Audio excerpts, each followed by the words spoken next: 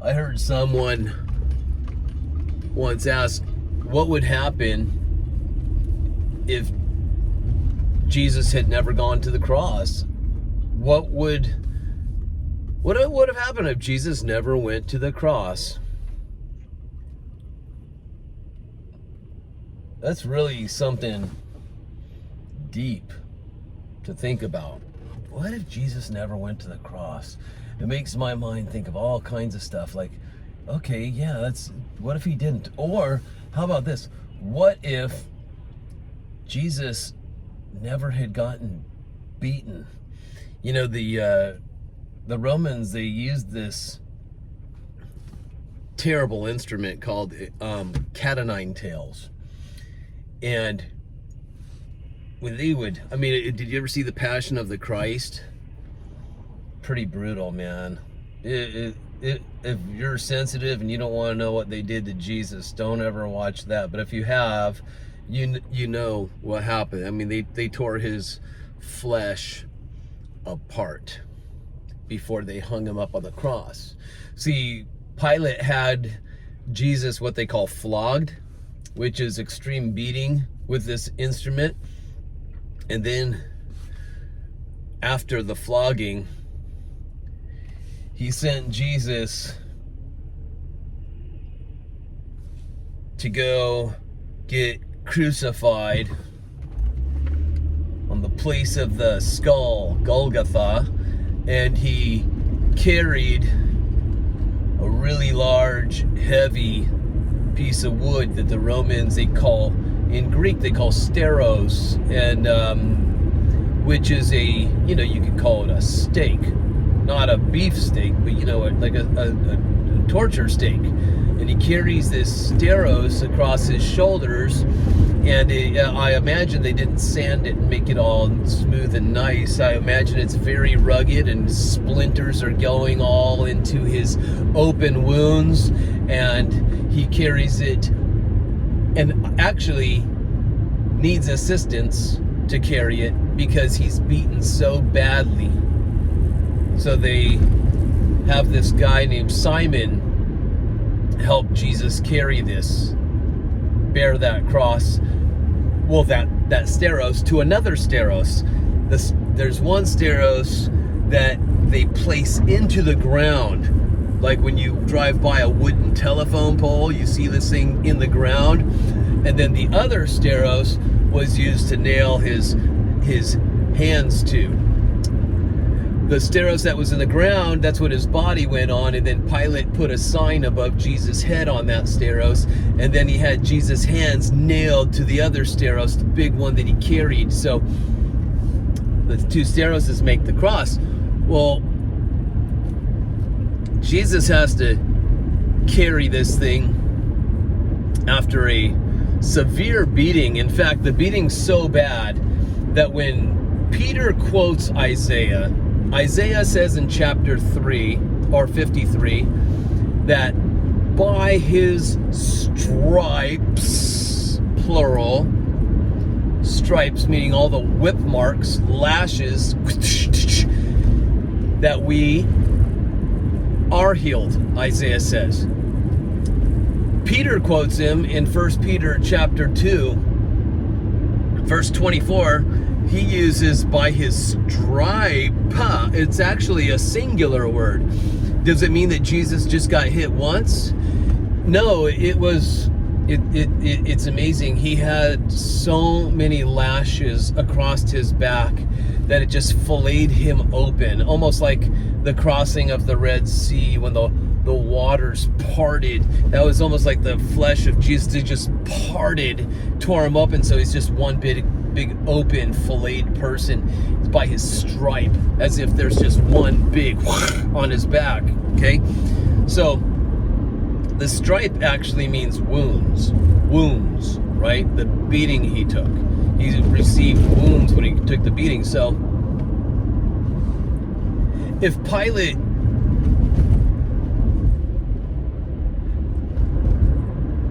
said, okay, you guys, it's enough that we beat Jesus. Let's not nail him up there. He's had enough. Well, the stripes that Jesus received, it's the legal means of how you can receive healing in you. Just like in the Old Testament, people that got healed before Jesus came to earth. Isaiah was before Jesus came to earth. Isaiah says, by his stripes we are healed. How does this healing take place in Isaiah's day? It's because all the sickness, diseases, all the stuff that they had, leprosy, blindness, you name it, people could legally get healed because of what Jesus would do for them in the future. It's almost like Jesus is a timeless credit card, if you will. Because Peter says by his stripes we were healed, meaning past tense. Isaiah says we are healed, present tense. Okay, right here, right now, we are healed by his stripes. Peter says we were healed. It's been credited to you. So 2,000 years after the execution of Jesus, after he gets beaten, you can be healed today, because Jesus is like an unlimited credit card. Amazing. You know, I don't know if a credit card is a good example, because usually with credit card, you have to pay interest and you got to pay it back. But with Jesus, it's like he's the credit card that says you don't pay nothing back. I paid it all in full and some. And so what happens is healing, health, life, it's yours. Everything is yours because of what Jesus did. It's a free gift given to you, a free gift. I know free gift sounds like wet water. You know, isn't a gift free anyway? Well, there's a lot of people that don't understand the word gift. They think even if the Bible says it's a gift, right? Righteousness comes as a free gift through the abundance of God's grace. You have to add the word free there so people don't put works in front of it. So the stripes that Jesus, or the wounds that Jesus received, is the legal means that we can receive healing. So if Jesus never went to the cross, well, people before Jesus, they would have still gotten healed and all that.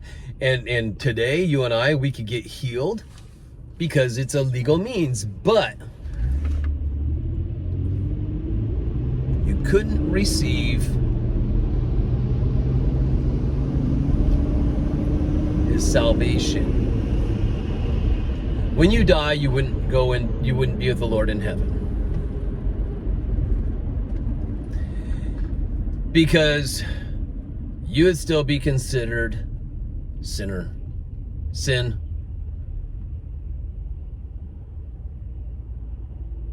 Now, I know in the flesh we sin, but in spirit, you're perfect. You're one spirit with the Lord.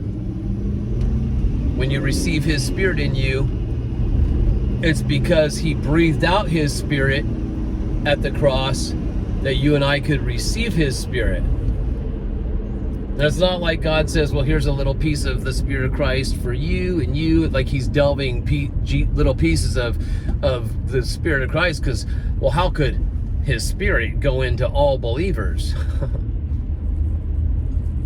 Well, that's the Spirit of God for you, right?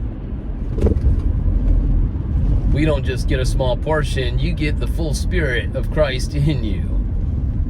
How that works, you can't think of it carnally. You can't think of it physically. It's spiritually, right? How can God be at all places at all times, yet still be in a location? And it's just amazing. Well, anyway, see, if Jesus, let's say Pilate says, okay, you know what? We're not going to beat him. Let's just execute him, get it over with. So he sends Jesus to the cross. And when Jesus is hanging up there, you know, there's this thing that goes on with the breathing and the lungs. And eventually they're going to run out of air. They can't breathe. And then it'll take some time and he'll die. And he would have breathed out his spirit. And so, yeah, you could get saved. If you died, you'd go to heaven. But you would never receive healing because it wasn't legal. And you might ask the question, well, wait a minute. If he did die, go to the cross, and I receive his spirit, isn't his spirit in me the thing that releases healing into my body? And I would say, yes, it is. But You couldn't get that Spirit to release healing into your body unless Jesus, his body, was broken open for you so that that Spirit could flow into your body. So you'd have his Spirit in you, but it wouldn't be able to flow. But you would need his Spirit in you to go into heaven, because sin does not enter into heaven. So your sin nature can't get into heaven, but your perfection can, which is your spirit. And if God chooses to change you in the twinkling of the eye, in the flash of a moment, and you put on what is called in Greek oikaterion, a spiritually glorified body, immortal, well, then you can take that into heaven, because your spirit, your soul, and your body, they're all one now. Yes, your body will be perfect. Your soul will be perfect, as your spirit already is. As he is, so are you right here, right now in this world. How can that be? Because God sees you in spirit. You're one spirit with the Lord. So if Jesus didn't go to the cross, we could be healed today. All the people before Jesus came to earth, they'd still get their healing, because God made a legal means to do that for us. If Jesus would have gotten beaten, but didn't go to the cross. If Pilate says, okay, we whipped him, we beat him, that's enough, you get healing.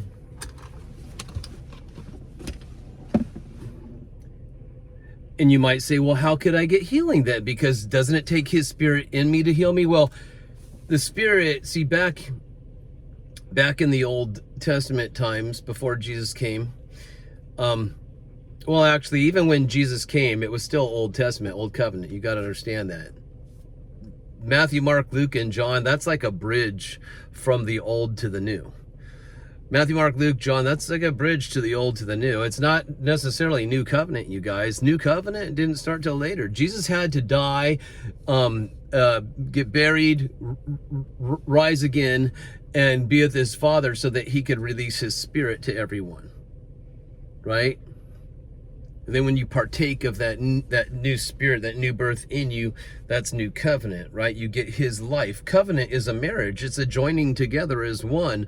So when you receive his Spirit into your spirit, that's a joining together as one. It's a marriage covenant. Do you understand? Covenant, marriage, same thing. So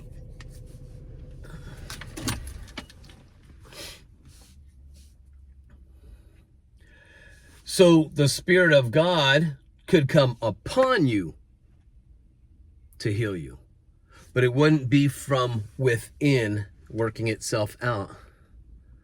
You understand that? So if Jesus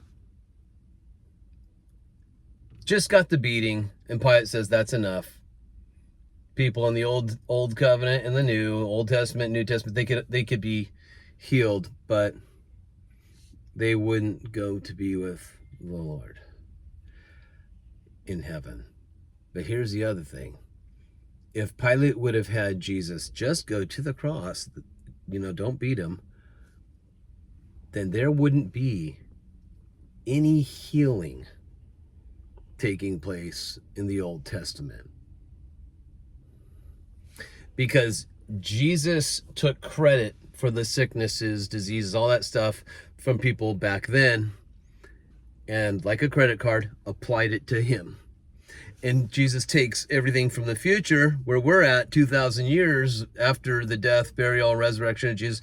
Jesus applies all of our sicknesses, diseases, all that stuff to him. See, it's like he's in the center, and Isaiah's time is in the past, and you and I are in the future, but Jesus is in the midst, and he's that awesome credit card, right? Unlimited supply. Healing for you, all of it. That's why Isaiah could say, by his stripes we are healed. That's why Peter could say, by his stripes we were healed. You see that? Just some interesting things. That what if? What if? What if he didn't go to the cross? Well, we wouldn't have the eternal life. But what if he didn't get beaten and he did go to the cross? Well, we couldn't get healing and we couldn't lay our hands on the sick and get them healed either. You understand that? In fact,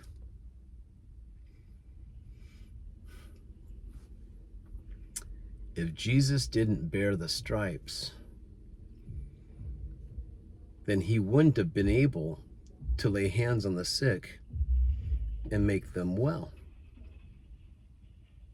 Wow, that's pretty deep, right? Just something to think about. Before I go shopping, it's Saturday. Our time has been changed for a couple weeks now here in California, so after work, Saturday I get off work a little earlier than in the weekdays. The weekdays I usually don't leave work till after 7 p.m. But on Saturdays I usually leave around 4 p.m. or so. But our time changed, so we fell back an hour, which means, you know, it gets dark earlier here. So if I do make after work videos, you'll probably notice that I'll be making some nighttime videos if I don't make them in the morning. I attempted making this video this morning, but it didn't work out. I actually I had a buddy of mine attempt to call me this morning. Usually when I make a video, I have to put my phone in airplane mode, because if somebody calls, it'll cut off the video, will stop recording. But I'm like, that's okay, you know. And I had a great phone call from my friend Mike, and Mike just had it on his spirit. He was praying in the spirit, and then he says, the Lord wanted me to call you and pray for you and pray with you. And so we had a good conversation this morning around 8 a.m. or so. I had just gotten to work, and so it's all good. Love you, brother. Mike's so awesome. He's a prayer warrior for me. He gives very much to me in so many ways, so thank you. Him and his wife, just awesome people. So anyway, I wanted to share something with you. Man, Lord, should I share this?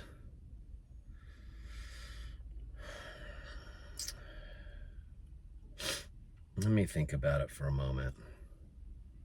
I don't want to make a whole video and then, should I share this? And then have you guys saying, come on, dude. And then say, nah, I better not. Because that kind of, you know, nobody likes that. This doesn't really have anything to do with the video, talking about what if Jesus didn't go to the cross. But, you know, we're living in some cuckoo times, you guys. And Jesus lived in some cuckoo times too.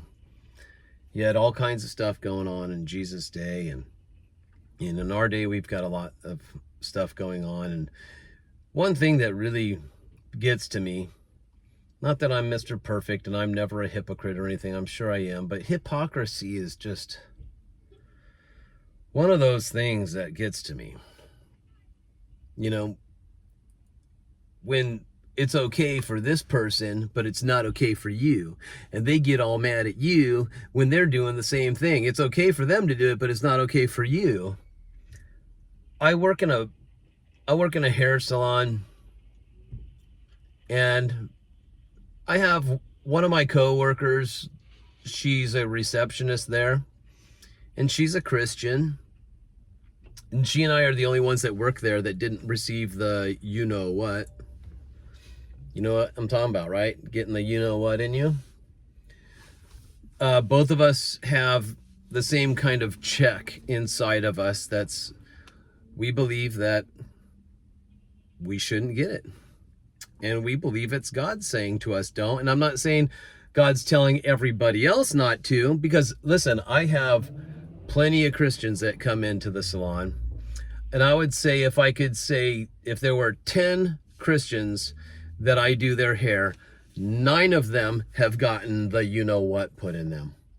I would even like to say 9.5, 9.5, like 95%, but I can't really say that. So 9 out of 10, that's at least, okay? So If I had 100 Christians whose hair I did, I'd say 95 out of 100 then. That's a high percentage. Well, anyway, so let's just say 9 out of 10. 9 out of 10, okay? So, yeah, 95% is too high. 95% is too high. That math doesn't work out anyway. So let's just say 9 out of 10 people. Most everyone has. There's very, very few Christians that haven't received it. So I'm not saying I'm better and I listen more to the Lord. It's just conviction. It's a personal relationship I have with the Lord, which I'm sure my coworker does too. And we both feel convicted not to get the you-know-what. Neither one of us believe it's the mark of the beast. Neither one of us believe if we get it, we're damned to go to hell or anything like that. No, it's just briefly, because I don't like, if you read about the mark of the beast in Revelation, you will see that if you don't receive what they tell you to receive, you can't go buy or sell or anything. It means you can't go to work and you can't go grocery shopping, which I'm about to go do. You can't go get supplies. You can't get clothing, whatever. You know, maybe online you could order all that stuff, you know, and maybe someday, maybe the mark of the beast will not even allow you to order stuff online. Maybe you won't be able to do any of that. Who knows? So anyway, this you-know-what thing, to my coworker and myself, it's a warm-up, a forerunner, a preparation of getting people used to taking something that they say you better take it. Because there's a lot of people that can't go to work because they didn't receive the you-know-what. There's people that have lost their jobs because they didn't receive the you-know-what. Okay, so you guys know this is going on. I don't need to really talk too much about that anymore. But anyway, so we're the only two in the salon that didn't receive it. Now, there's a girl that's a hairstylist that goes to my salon, and she is a Catholic. Now, everybody else in the salon are not believers at all, okay? Whether they're all atheists or not, I don't know. I think they are all atheists, because I don't think any of them else believe that you can believe in the existence of God. That doesn't make you a believer. You can believe in the existence of Jesus, but that doesn't mean a believer. A believer means you put your trust and faith in him. So believing in the existence has nothing to do with putting your trust and faith in, okay? I believe in the existence of the devil, but I do not put my trust and faith in the devil. So I'm not a believer in the devil as far as following him, putting my trust and faith in him, but I believe in the existence of him. You understand? So there's a Catholic girl that works at my salon. She never talks about Jesus. She never shares about salvation or anything, or even the Bible or anything. But she and I get along, and I'm not putting her down. I'm just saying she's Catholic, right? She's just got a religion, and she likes to go to church on Sundays every once in a while. I think, she works on Sundays. So I don't think she does go to church. She works every Sunday. I don't work on Sundays at the salon. So anyway, and she calls God G-O-D. You know, if she does go to church once in a while, like on a special occasion, you know, at Easter or whatever, she'll joke around and say, I'm going to go see G-O-D. Gonna go see G-O-D. So anyway, she has a coffee cup in the break room in the back of the salon. They have a little break room, and she has a coffee cup back there. And on that coffee cup, it has the word faith. Now, the owner of the salon, he has let me know plenty of times that he's an atheist. He's a self-proclaimed atheist, proud of it, and he thinks anybody that believes in God are foolish. And he's let me know that plenty of times. And he hates the name Jesus and doesn't ever want to hear about Jesus. And he doesn't like the word Christmas. Xmas, I think is what he calls it, all that kind of stuff. So, if you were to come to my salon, you would see, if you guys heard some voices or something, though, there's a car that parked next to me. The lady had her stereo or something. So anyway, if you were to come over to my hair salon, we have these windows in the front of the salon, and he has so much propaganda all over the windows, you guys. Social distancing and pictures of cows and rainbow stuff and just you name it. I mean, it's like somebody that takes a Tesla and puts bumper stickers all over it. You know what I'm saying? You ever see those cars that are loaded with bumper stickers? That's kind of like what the front of our salon looks like now. We have a guy bought the salon 2 years ago. He used to work for us, and now he's the owner. The previous owner, who was a Christian, he sold the salon, and so now we've got a guy that's a self-proclaimed atheist, right? And he's gay. He's married to another man and all that stuff, and they're trying to adopt a baby right now. And well, anyway, so he has one of the things he put a big poster looking sign on the mirror where he works at, and it says, "We believe," meaning the salon, all of us in the salon, we, as if we all are one and we are all in agreement on this. And it has all this stuff. We believe in science. We believe that love is love. We believe that water is life. We believe that Black Lives Matter, and all this stuff, okay? So he's got all this stuff all over about beliefs and all this stuff on the front of the salon, on his mirror. He goes into the break room. He sees a coffee cup that has, oh gosh, this makes me so mad. You guys, I'm sorry. Man, sometimes I just want to cuss. You ever want to just throw a bleep bomb out there? It makes me so furious. I want to put a bleep bomb out there, but I won't. So yeah, it's hypocrisy, you guys. This is what I'm talking about. This stuff is rampant, right? It's rampant, meaning it's everywhere, and it's getting cuckoo and crazy, and you're going to see a lot more of this too. So you have to practice your patience and love and self-control. You understand? So he goes back there. He sees a coffee cup with the word faith on it and flips out. "I want that thrown in the trash. What is that doing in this salon? I don't want any religious stuff in here. What did I say about religion? Whose cup is that?" Well, the girl whose cup it was just so happened to not be in the salon that day.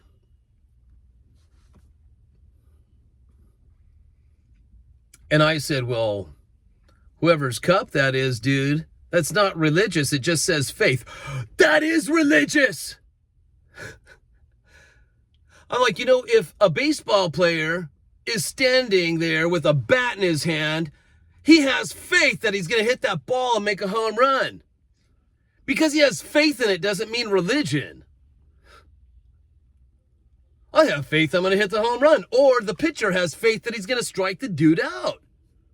Right? It's not religion. Faith's not a religious word. It can be, I guess, if you use it in a religious way. But it's not. Just like the word believe isn't a religious word.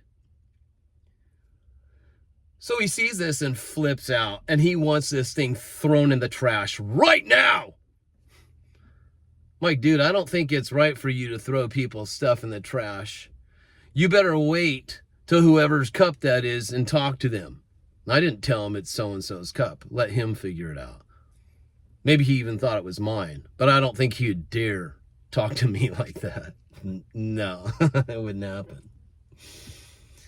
So anyway, some people just like to bark around. Bark, bark, bark, bark, bark, right? Bang on their chest. "I'm the owner. I'm the boss." He's kind of like that kind of guy, and he's getting worse. It's really trippy. I'm having a really hard time working there, honestly. It's like, wow, Lord. If you want me to stay in this place, you put me in this place, man. It's one thing to live in California. And there's a lot of people telling me, "You need to get out of California, man. Get out of California." But if God sent me there for a ministry, if I'm supposed to be in California and I'm surrounded by all these people that just are haters of Christ and all that, well, you know what? Maybe I'm supposed to be the light there. But it's so dark. It's so dark. Well, maybe God wants me to be a light there. I'm not always great at making my light shine, believe me. I wish I was. So maybe I'm one of those itty bitty lights. I still got the light inside of me, right? It's just letting that light out.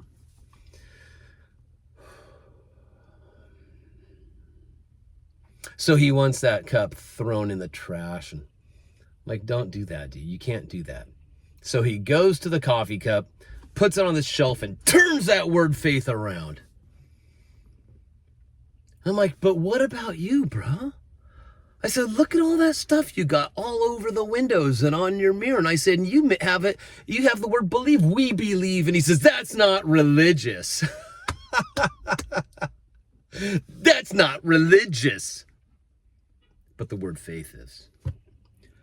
And I'm just like shaking my head. All right. There's no more use talking to this guy about it.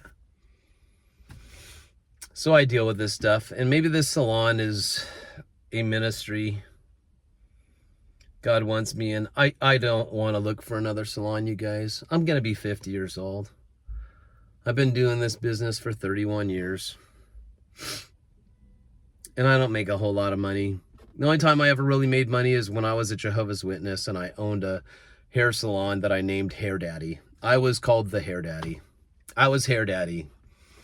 And it was a neat name, and I made a lot of money when I opened up my own business. And for a guy my age, I think I opened my salon when I was around 26 or 27, around there, and started making about $30,000 a month gross income. Not take home, but gross, but still pretty good for a young dude.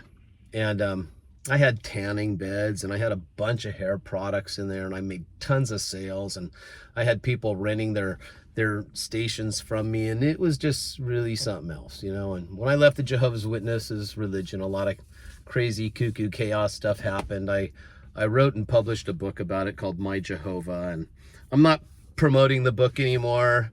I'd like to get it out there. I'd like to get it re-edited and then republish it and perhaps put it on Amazon, and then maybe I'll re-release it, but I'm not advertising it anymore. I have my reasons, but yeah, I just am not looking to go somewhere else nearby and find another salon to work at. And I most certainly, don't want to. Well, why don't you just move away and build a new clientele? Listen, 31 years of standing on my feet all day, every day. And it takes wear and tear on your shoulders, and it gets you tired. I mean, Jesus was living in perfect health, wasn't he? You don't hear about him being sick and all that, but he did get tired and he did get hungry. The body he was raised in can't get tired, can't get hungry. I don't even believe the body that Jesus was raised in has blood or water in it. I believe he's just spirit through the veins, if you will, if I can talk that kind of way. And I think that's how we're going to be too. We won't need water to sustain our new bodies when we get them. And we most certainly won't need blood. The life is in the blood. Well, no, now the life is just pure spirit in us, right? So that's what I believe. And I have reasons, and I can do a whole long video on it, talking about the water and blood that came out of Jesus. And I'm not going to go there right now, but pray for me, you guys, please. Pray for me. I don't want to tell you what to say. Just you pray your own way. But also I wanted to share this with you real quick. And then I'm going to go. I'm going on a long tangent. The video's going way too long. I wanted to do a short video. Now I'm making it long. But it's kind of cool to talk about personal things, right? Last week, I got my children's book. Some of you might not know about it, but back in 2013, I wrote a story called Frog on a Lily Pad. And I thought maybe I'll publish this someday and make it a children's book. I wrote my life story, My Jehovah, back in 2012, and I finished it right at the start of 2013. I didn't know it was going to turn into a published book. I really didn't know that, but it ended up happening. 2015, I got it published. My friend Doug helped me do that. He connected me with a publisher and all that, and we got it published. Didn't make a living on it. I spent more than I've made on the book. it cost me more to get that book published than even to this day that I made on the book. Okay. So that's what a great salesman I am. And my publisher didn't help promote me or anything, you know, so I didn't have any help, and I don't have a whole lot of know-how. I'm not a professional author that has been doing this for years, knows how to make money on it, but you know, hopefully I can get it redone and get it on Amazon, I guess. But anyway, my frog on a lily pad, maybe someday I'll share the artwork with you. I quit Facebook a while back, you know, because I just got tired of it. I deactivated my account, but the publishing company I went with, they said, you really need some sort of social media. And the only social media I have, if you will, is this on YouTube here. So I reactivated my Facebook because they want me to, you know, promote your book a little bit, get it out there, let people know, you know. So it's only available on Kindle as of today. We are putting the book, making a physical book that people can have. And I also have a coloring book called Frog on a Lily Pad, a coloring book. So it's the same story, but a little bit different artwork in there, and it's condensed and all that. The story is, but you know, kids love to color. I think they do. I used to love coloring, so I have a coloring book. I have the children's book.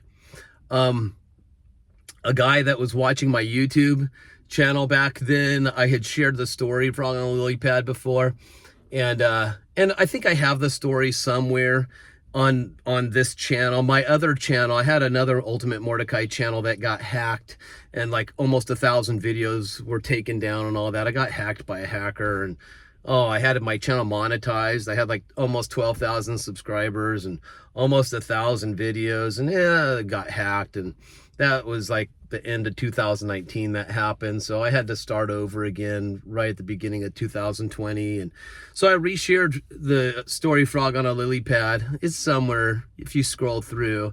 I didn't show you the drawings or anything, but anyway, one of my viewers named Kyle Kaloy, yesterday was his birthday. And what's the date today?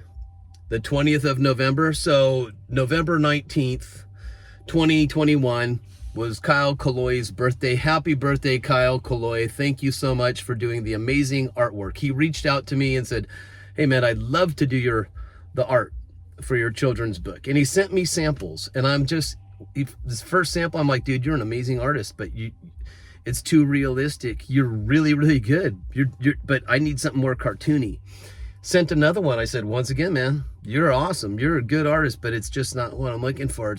It's too realistic. I mean, his artwork was amazing, but I needed it more comical, cartoony. This little frog that I pictured in my head. I had sketched out some artwork, but I didn't want to do my own artwork because I'm an artist, but if I were to do the artwork for my book, it would take me a couple of years because I'm so tuned into every little detail. This guy blasted it out so fast because he sent me another sample, and I'm like, dude, you nailed it. So he got it done fast, both books, and didn't charge me a fortune.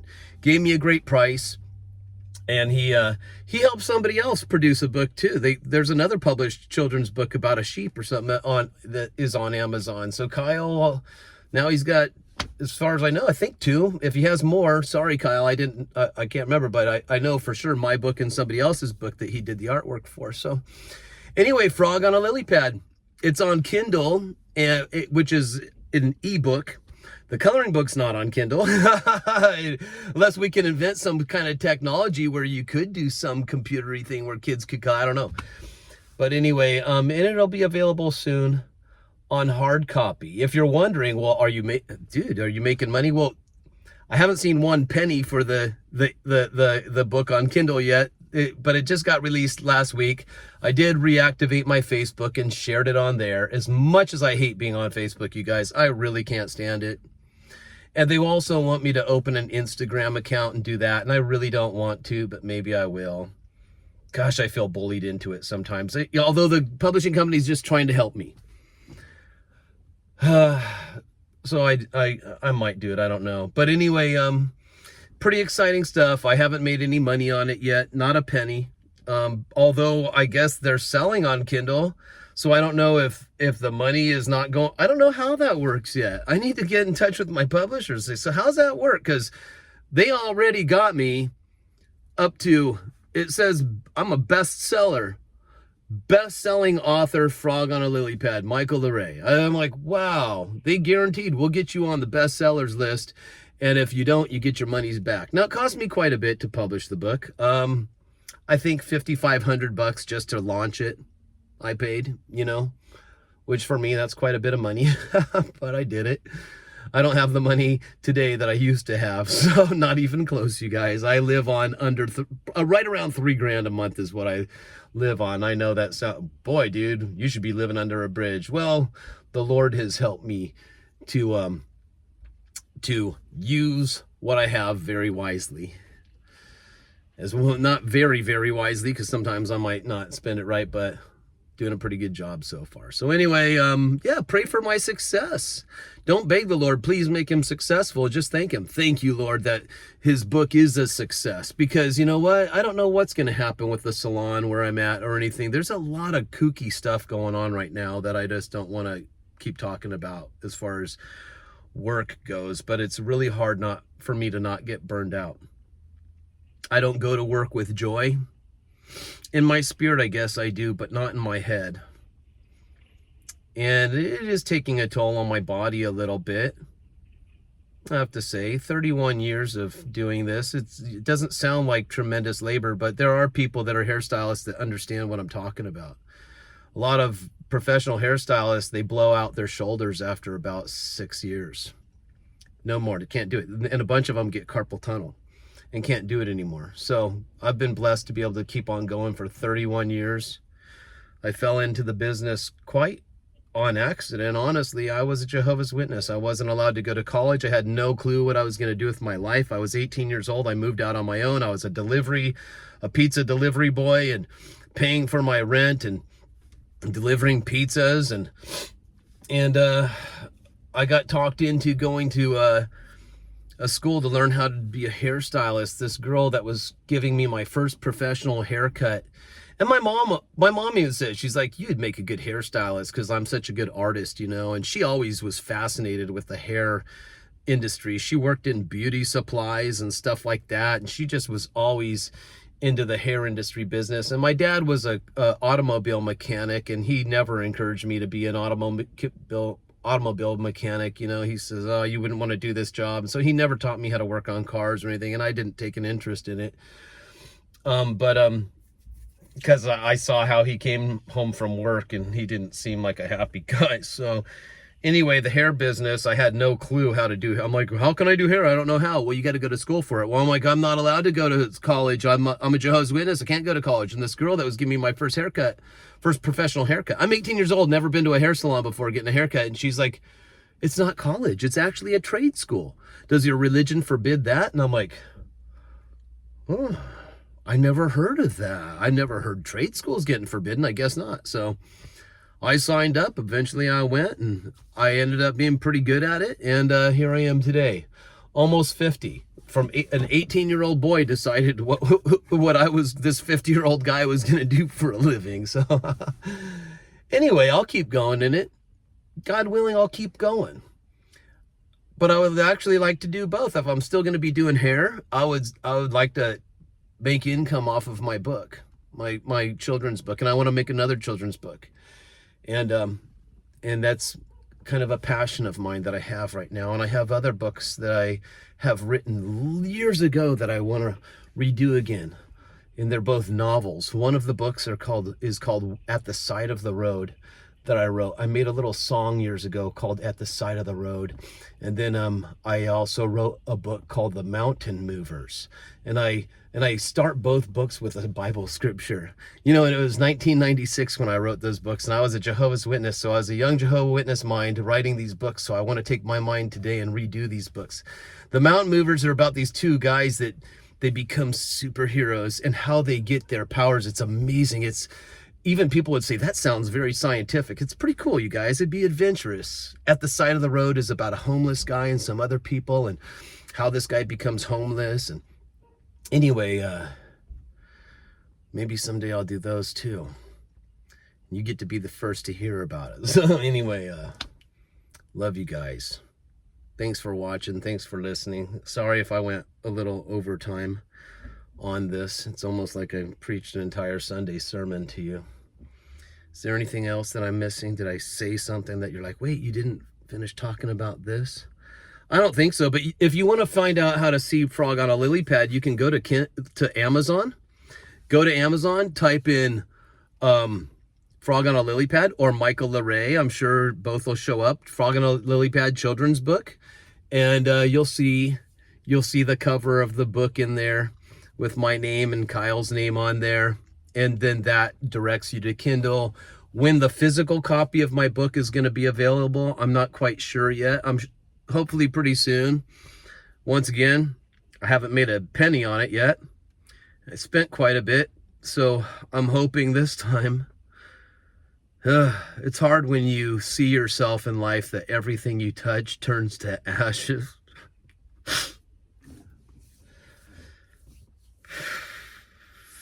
I'd rather be the Midas touch, because so much stuff that I have tried to achieve just keeps on failing. Thank God for Christ. All right, you guys, I gotta go. I'm bawling my eyes out. I love you. Thanks for watching. See you next time.